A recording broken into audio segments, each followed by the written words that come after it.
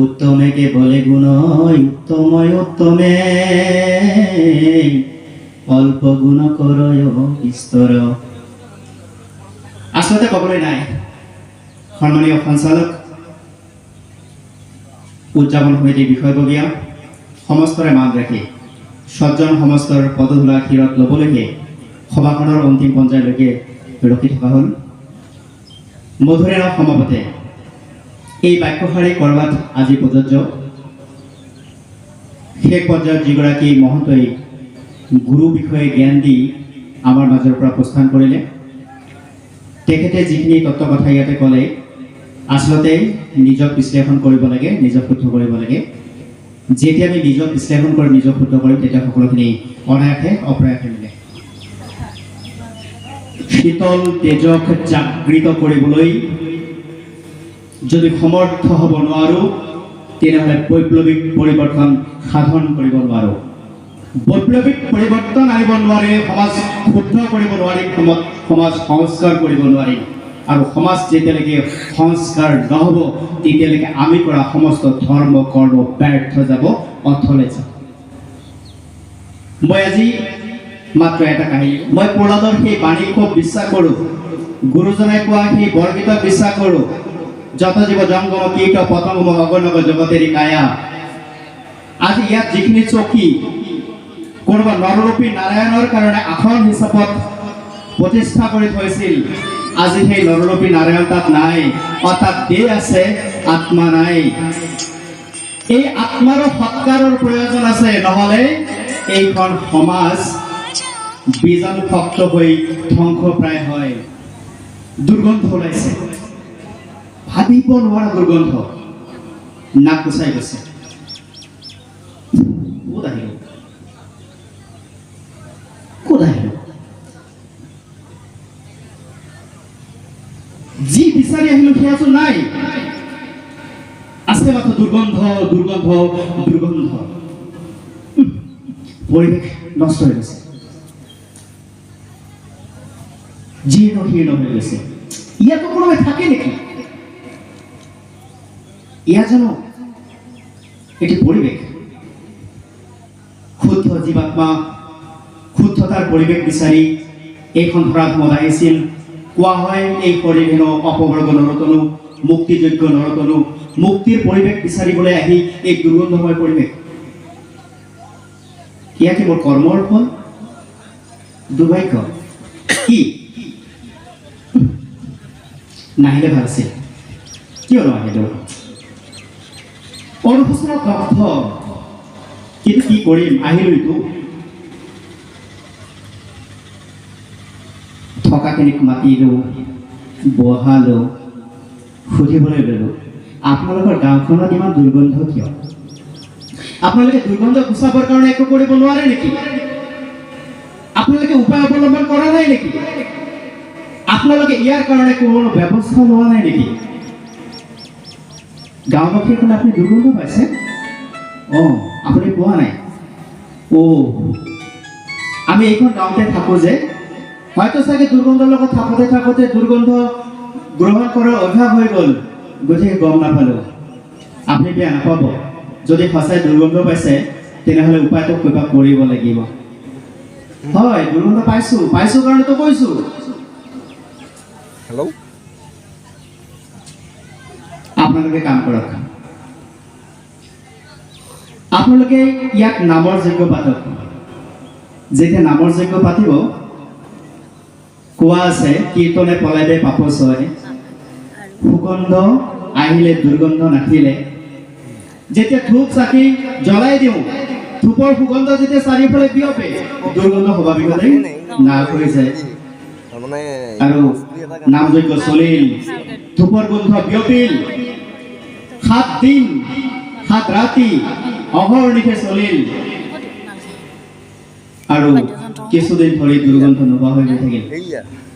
যিদিনা ধূপৰ ধূনাৰ সুগন্ধ নোহোৱা হৈ গ'ল, প্ৰকৃতিৰ নিয়মিত ধাৰাত বৈ থকা বতাহে যেতিয়া সুগন্ধক আঁতৰাই লৈ গ'ল দূৰ দুৰ্গন্ধলৈ, আকৌ দুৰ্গন্ধ ওলাব ধৰিলে। এইবাৰ ভয়ংকৰ দুৰ্গন্ধ। ইয়াৰ আগতো কিবাকে ৰ'ব পাৰিছিলো, এতিয়া ৰ'ব নোৱাৰো। নাক চেপি ধৰি থাকিব লগা হৈছে, ভয়ংকৰ দুৰ্গন্ধ।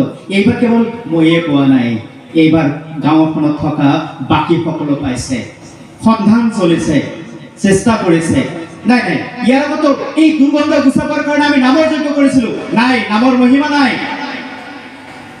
ভকতৰ শক্তি নাই, ভকতৰ গুণ নাই, নামৰ ক্ৰিয়া নাই।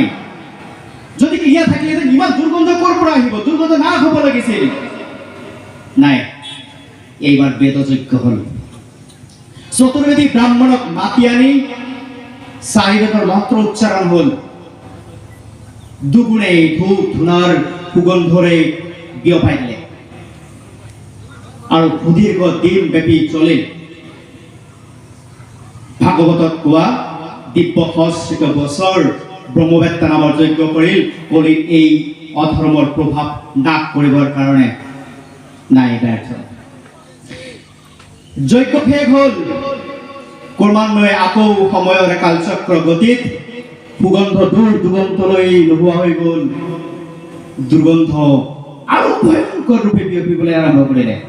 এইবাৰ আৰু নাকটো দূৰৰ কথা, এতিয়া 100 যোজন দূৰত থাকিব লগা হৈছে, যাবৰ সাধ্য নাই। কিয়নো আকৌ আহিব লাগে গাঁওখনৰ দুৰ্গন্ধ গ'লে নাই খবৰ ল'বলৈ? আহিয়ে ভুল কৰিলো নহয়,